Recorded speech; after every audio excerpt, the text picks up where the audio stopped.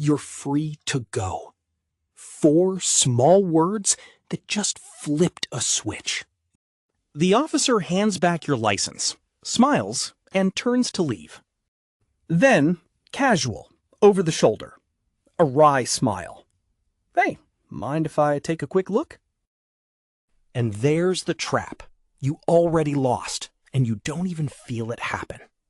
In studies, roughly 9 out of 10 people asked simply say yes.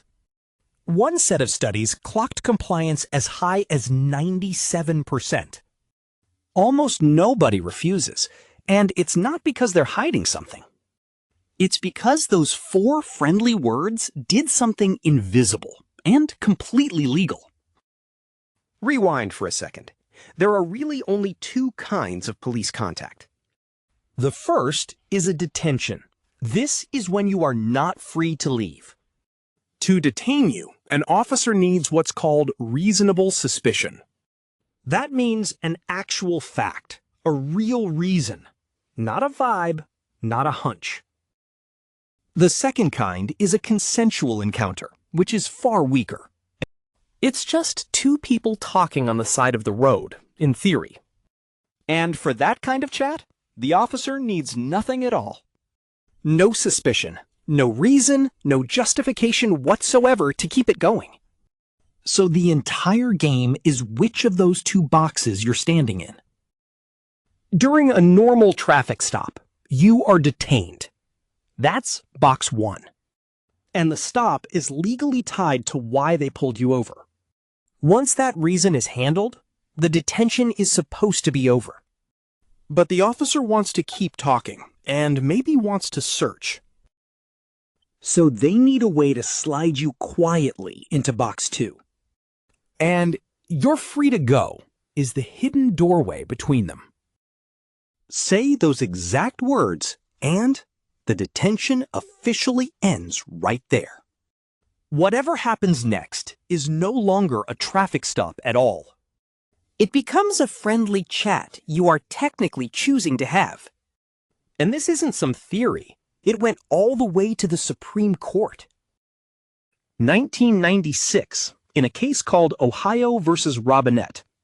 Yes, we're reaching back 30 years, and we're doing it on purpose. Because the rule they wrote back then still runs the road today. A driver got clocked at 69 in a 45 zone. The deputy gave him a warning and handed his license back.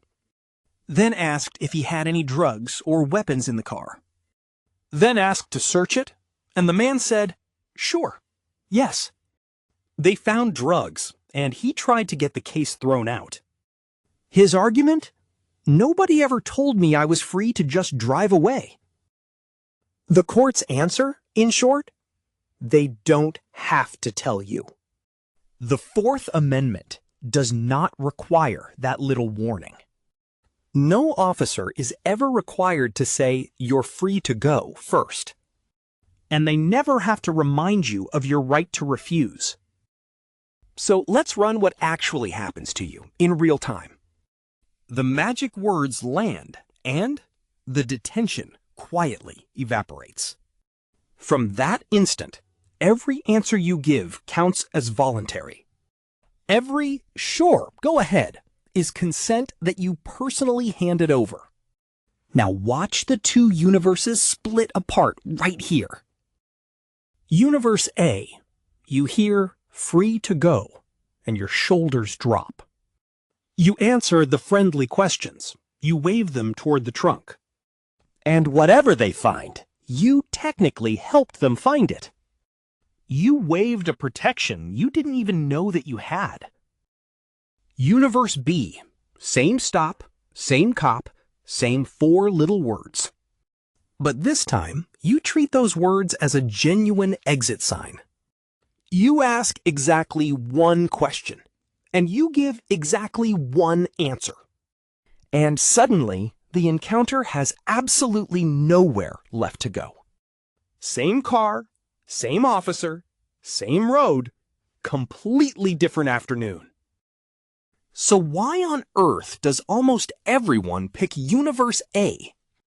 Because refusing feels physically impossible in that exact moment. There's a uniform, a badge, and flashing lights in your mirror. Your heart is pounding, and you just want the whole thing to end. And saying no to authority feels like a confession of guilt. Researchers found we badly underestimate how much we'll actually comply. We picture ourselves calmly refusing, and then, in the moment, we fold. In one study, every single person who was actually asked complied. The pressure was never in the words, it's baked into the setting. And "you're free to go" quietly adds a warm little trap on top.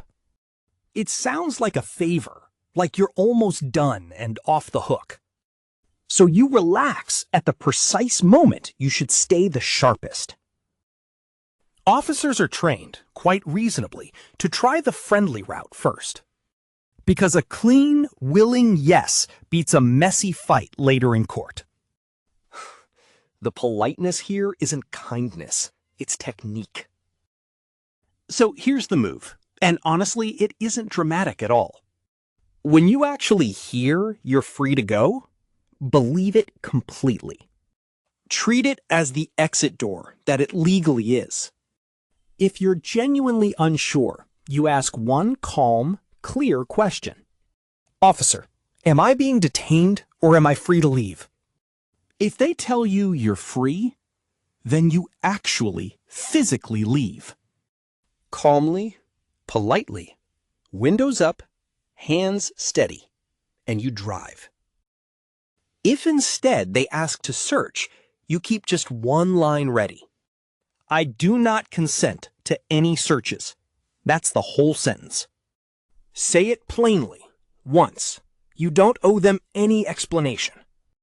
Refusing consent is not, by itself, a crime anywhere. They can't ticket you or arrest you for that refusal alone. They might decide to search anyway, but that's a separate fight. And now, a lawyer actually has something real to work with. Through all of it, you never argue, never touch, never run. You just decline to hand over the one thing they truly need. And remember, police are legally allowed to bluff and to lie. You've got nothing to hide, right? That friendly line is bait. Having nothing to hide is never a reason to consent to anything. So here's the reframe. "You're free to go" isn't small talk. It's the exact moment the rules quietly shifted into your favor. Most people hear a warm goodbye and start happily chatting away. You'll hear a door swing open, and you'll just walk through it.